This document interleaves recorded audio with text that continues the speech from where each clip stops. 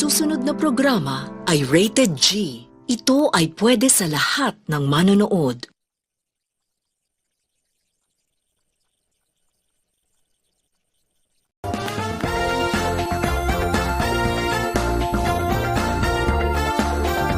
Handa ka na ba sa mga tanong na walang kawala?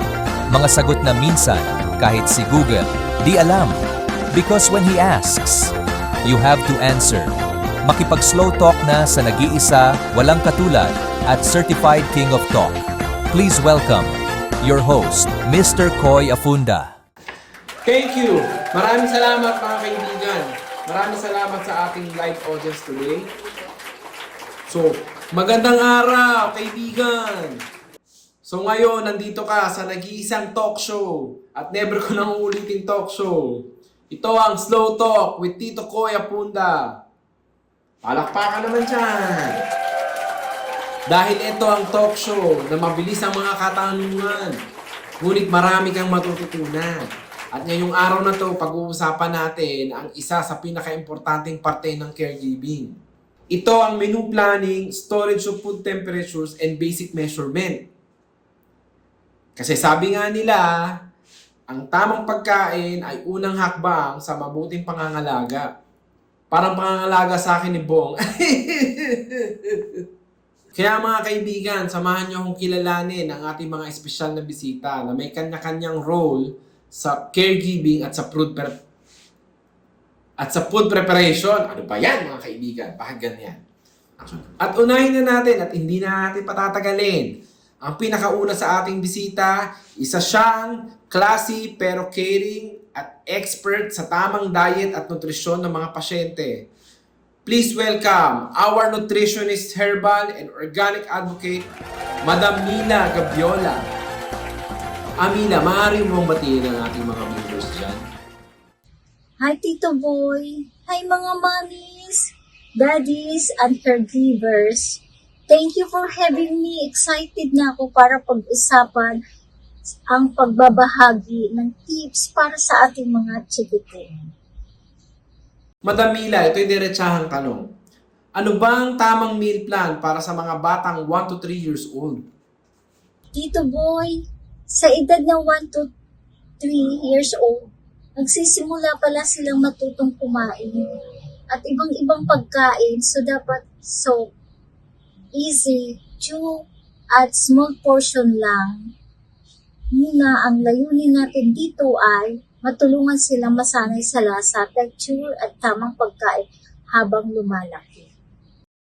Yung spicy adobo kaya sa kayong mga crispy pata, pwede ba sa kanila yon? Sarap kasi yun parang si Bong.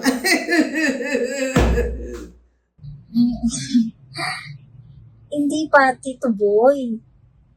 Pero pwede silang kumain ng masustansyang Pinoy food gaya ng lugaw with egg, banana porridge, tinolang manok, at ginisang munggo with malunggay. Importante rin na may 3 meals at 2 and 3 healthy snack a day para hindi maggutom at laging may energy. Madam, paano naman yung mga 4 to 5 at mga preschooler na medyo malakas ng kumain? Tama ka dyan, Tito Boy. Ang mga 4 years old at 5 years old ay sobrang active na. Takbo dito, takbo doon. So, sobrang active na. Kaya dapat mas energy-filled meal na, pero healthy pa rin. Pwede na silang kumain ng regular family food. Basta cut into smaller pieces at hindi masyadong maalat o matika. So sa aking susunod na katanungan, Madam, pwede mo ba kaming bigyan ng example ng tamang meal plan? Sure, Tito Boy! Breakfast rice scrambled egg with tomatoes and milk. Banana Q at pandesal with peanut butter. Lunch, rice adobong. Manok at vegetable soup. Like sayote. Sa snack naman po, fruit, salad at yogurt. Sa dinner, rice, grilled fish at salted vegetable. Nagutom ako bigla dun, madam ha. Pero ang ganda ng pagkakabalanse ha. Yes, Tito Boy. The key is variety, balance, and moderation. Ang moderation at kung organic o fresh from the market ang ingredient, mas maganda po. Maraming salamat sa pag-explain, madam. So, ngayon, madam, slow talk tayo. Ready ka na ba? Okay. Rice or bread? Rice, basta brown rice. Vegetable or karne? Vegetable, but balance with blend meat. At ang panghuling katanungan, love o organic farming? Organic farming, Tito Boy. Kasi kapag healthy ang lupa, healthy ang puso. Isa lang ang masasabi ko sa iyo, madam. Ikaw na! maraming salamat sa iyo, madam ha. For sure ako, maraming natutunan ng mga slapser na katulad namin. So, next, kailangan na nating tawagin ang nag-iisa. Isa siyang influencer na marunong mag-alaga at magluto. Ang caregiver na may malasakit at style. At i-discuss niya sa atin ang importansya ng tamang preparasyon ng pagkain. So, please welcome Miss Wela! Miss Wela, bumati ka muna. Good afternoon, Tito Koy. Hi sa mga ka-fast talk natin dyan na nanonood. Ako si Wela, caregiver by heart and foodie by choice. Alam niyo sa food preparation, hindi lang basta luto dapat, may puso din at pangunawa sa ating mga pasyente. So lalo na ngayon sa mga seniors na may special diet, and most especially sa mga babies, kailangan mo talaga ng mahabang pasensya at tamang kaalaman. Kasi sa caregiving, hindi lang pagluluto, pag-aalaga rin yan sa kalusugan at damdamin ng ating mga pasyente.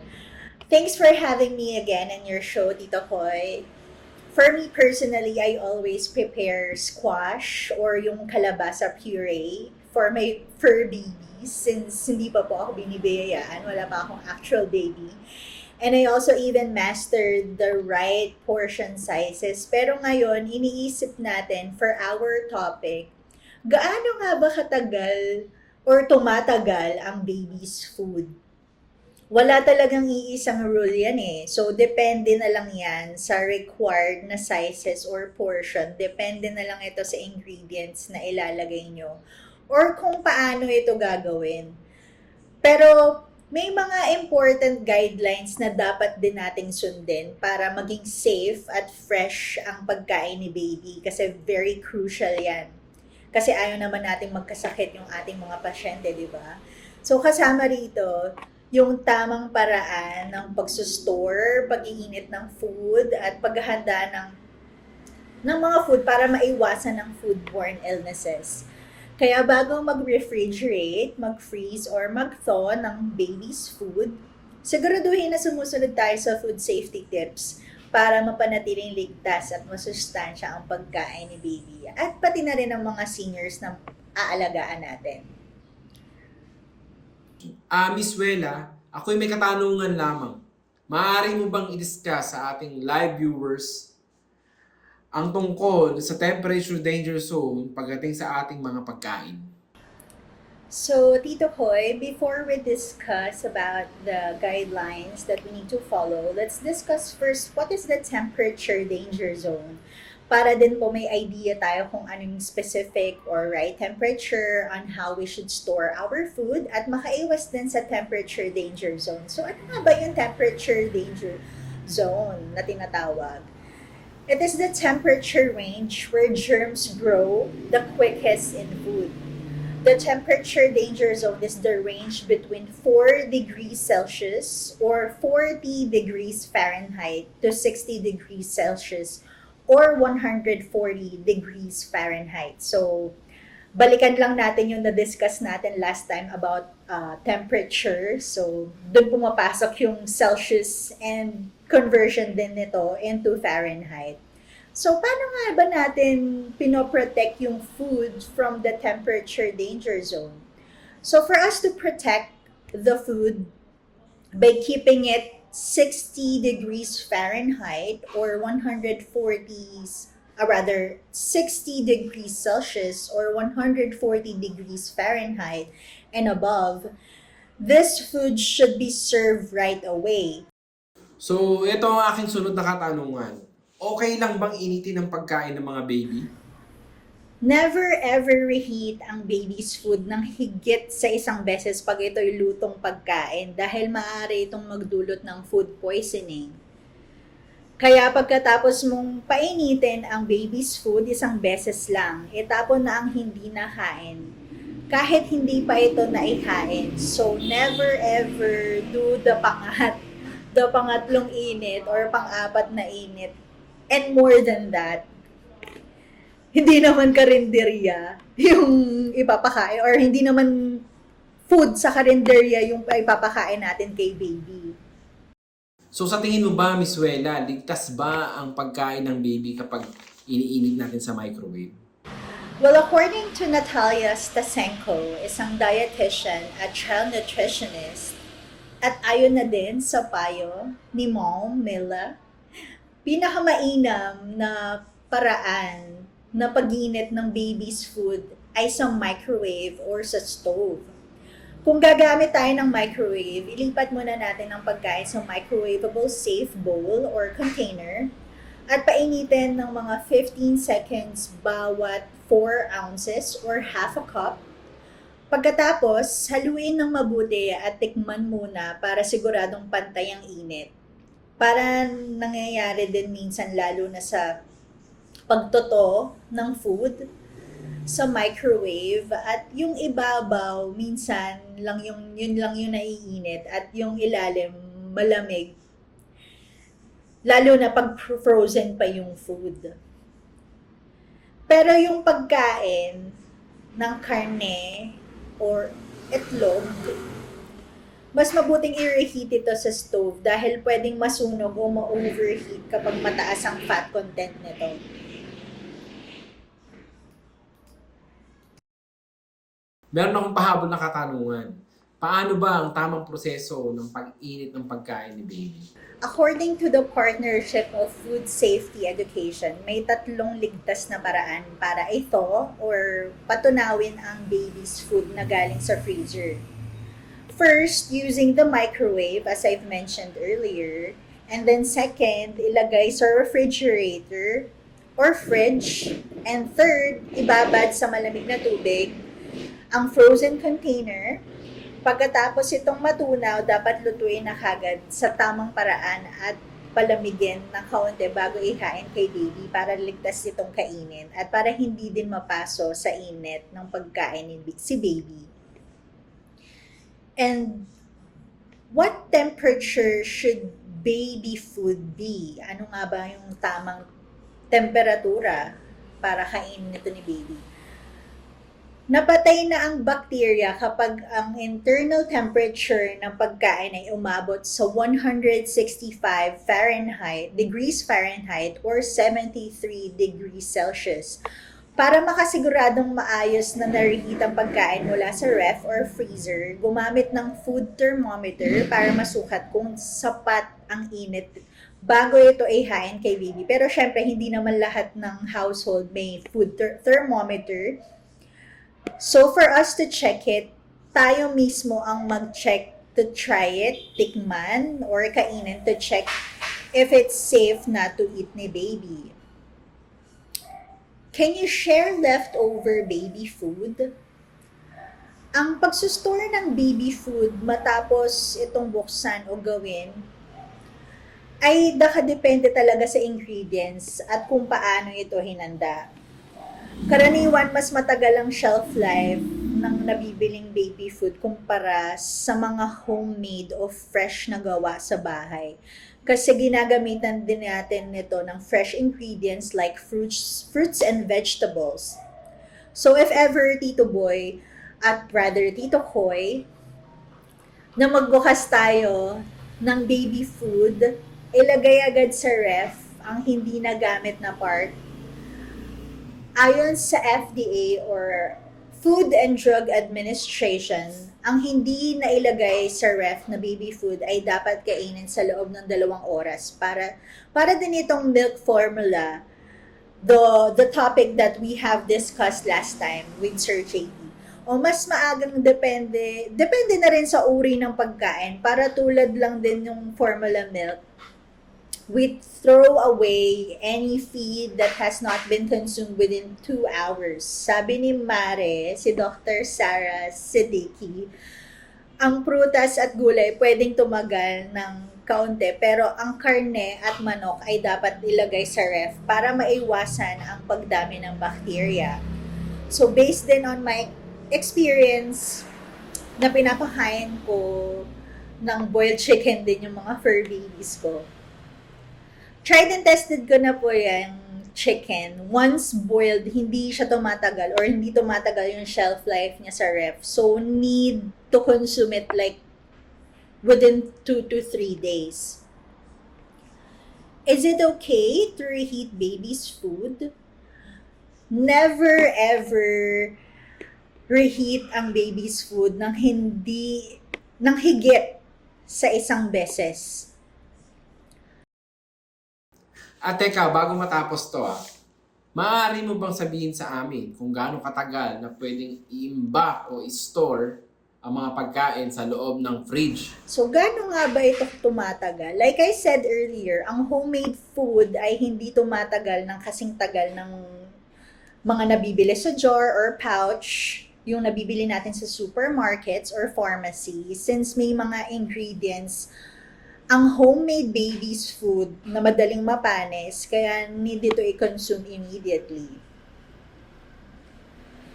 And here are some storage guidelines to follow for both store-bought and homemade baby food. For food-bought baby food, kapag naman nabuksan na ang prutas at ang gulay, ay pwede itago sa ref hanggang 48 hours. Habang ang karne, manok at itlog naman ay dapat kainin o itapon sa loob ng 24 hours. Pero depende pa din ito sa mga ingredients na nakahalo sa pagkain na ating mga gagawin or lulutuin. Kaya we need to be careful and always check. Tandaan, lutuin ng may puso para gumaling si lolo at lola at maging healthy ang pagpapalaki natin kay baby. Yun lang po, and thank you so much for having me again, Tito Boy. It's my pleasure for me to be here in your talk show. Good day! Bye! Yes.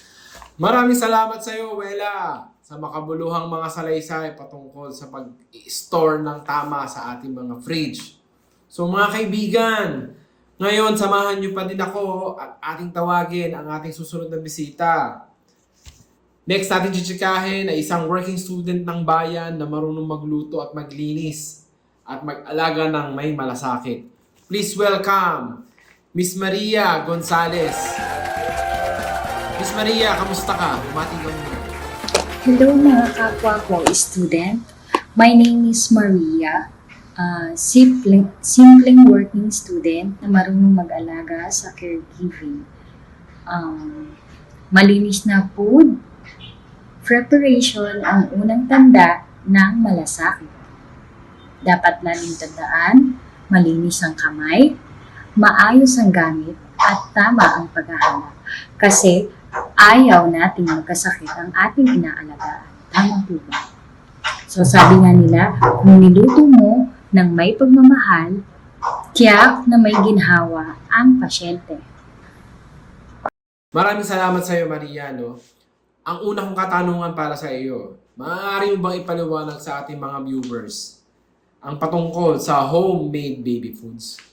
Ang homemade baby food ay mayaman sa bitamina, minerals, fiber at protina. Ang lutong bahay na pagkain para sa sanggol ay masustansya, ligtas at walang halong kemikal. Ano-ano ang mga halimbawa nito? Kagaya na lang ng fruits at gulay. carrots, nilagang carrots o boiled carrots. Ano-ano ang pwede mong makuha dito? Nutrients, beta-carotene, vitamin A, fiber, at ano naman ang benepisyo nito? Support eyesight and pampalakas ng resistensya. Pangalawa, banana, nutrients, potassium, vitamin B6, vitamin C. Benefits, makakatulong sa digestion at nagbibigay ng energy o aids digestion. Oatmeal o lutong oats na may gatas o breast milk. Nutrients, iron, fiber, B vitamins. Ang benepisyo naman nito ay pampalakas ng dugo at pampalusog. Broccoli or steamed broccoli. Nutrients, vitamin C, calcium, fiber. Benefits nito, pampatibay ng buto o panlaban sa sakit.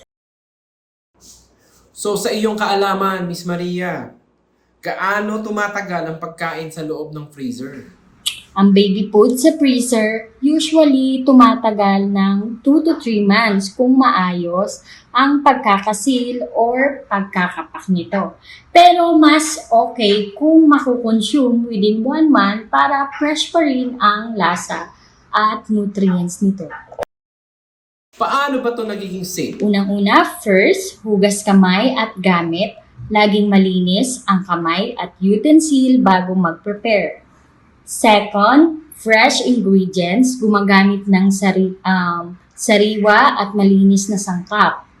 Pangatlo, iwas double dip or huwag isaw-saw ulit ang kutsara ng baby sa food para iwas bakterya. Pang-apat, tamang storage. Ilagay sa airtight container o freezer 3 days up to 3 months. 5, reheat ng tama. Painitin ng maayos, tapos palamigin bago pakainin. Okay. Ayun, maraming salamat sa iyo. Maraming salamat sa iyo, Miss Maria. At syempre, ang pinakahuli at hindi magpapahuli ng buhay, biro lamang po mga kaibigan. Atin ang tawagin ang ating susunod na bisita. At sabay-sabay nating i-welcome ang maganda at sexy anak ni Madam Gabiola na in-interview natin kanina. Walang iba kundi si MJ Gabiola. Welcome MJ dito sa ating Slow Talk with Oy. At dahil ikaw ang panghuli, kaibigan, usap tayo. So MJ, ang una kong katanungan para sa'yo is, bakit ba sobrang importante ang eksaktong sukat ng pagkain para sa mga bata? Tito Boy, kasi too much of anything can be dangerous. So the key for the healthy growth is the right amount of measurement. Like for example, pag sumobra ka, it can cause obesity. Pag nagkulang ka naman, magkukulang ka ng nutrients. So the goal is balance and correct portion. So kapag sa mga grains, tulad ng rice, cereal, or bread, ano ang tamang sukat ba nito? So for ages 1 to 3 years old, 1/2 slice or 1/4 cup. For ages 4 to 5 years old, it's the same, 1/2 slice or 1/4 cup. For 6 to 12 years old, 1 slice or 1/2 cup. And then for 12 and above, 1 slice or 1/2 cup. So dapat pala pag bata pa, need ng tamang sukat ng pagkain. So hindi pala pwede sa mga buffet na yan, sa mga Andy rice na yan. Tama ba? Correct ka dyan, Tito Boy. Dapat wala munang extra rice. So next tayo, protein, meat, fish or chicken, gaano ba karami dapat to? For 1 to 3 years old, 1 ounce or 1/4 cup. For 4 to 5 years old, 1.5 ounces or 1/3 cup. For 6 to 12 years old, 2 ounces or 1/2 cup. For 12 years old and above, 2 to 3 ounces or 1/2 cup. So technically, parang isang tub size lang para sa isang bata. Tama ba ako? Yes, Tito Boy, 1 thumb size lang is equal to 1 ounce. Eh kung sa gulay at prutas, paano ba yun? For 1 to 3 years old, 1/4 cup. 4 to 5 years old, 1/2 cup. 6 to 12 years old, 1/2 cup. Above 12 years old, same 1/2 cup. So itong susunod, Miss MJ, paborito ng lahat at syempre paborito ko rin katanungan. Sex or chocolate? Ah! Mali, ibang multiverse pala ng Boy Abunda yun. Ang tamang tanong ko pala is, milk or chocolate? Gaano kadami ang nararapat? For 1 to 3 years old, 1/2 cup. For 4 to 5 years old, 3/4 cup. For 6 to 12 years old, 1 cup. And for 12 and above, 1 cup.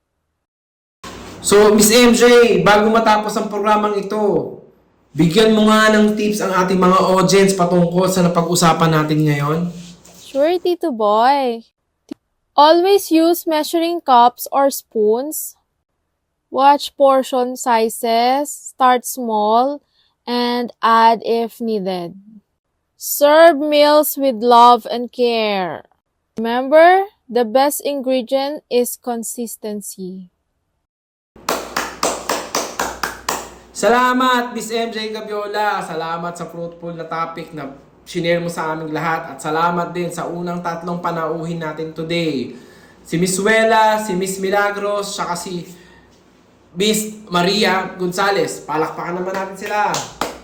Salamat sa mga televiewers natin today, sa mga sumusuporta sa atin.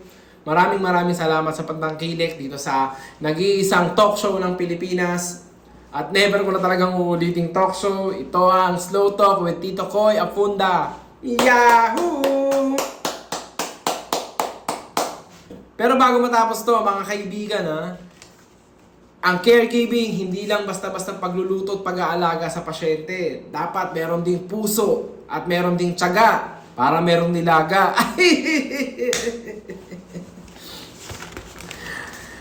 At para sa mga classmate naming nanonood ngayon, mga mate, after ng talk show na to, meron kaming papa-exam sa inyo. So, review din para everybody's happy.